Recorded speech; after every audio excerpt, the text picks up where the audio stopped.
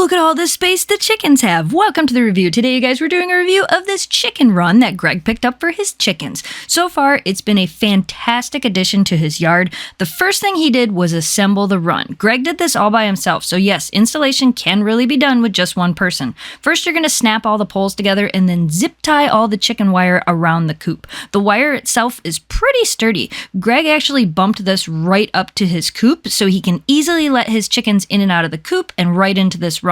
The run is really sturdy and it's a great way to keep your chickens contained, but also safe from predators. Oh, and this does come with a small sunshade that you can put at one end to help give your chickens some shade from the sun. This is going to offer a lot of space for your flock and it's going to keep them safe and contained. If you're looking for a chicken run for your backyard flock, this is a really nice setup. It's easy to assemble, it's nice and sturdy, the sunshade is an extra bonus, and you're going to have some really happy chickens in here. We recommend this.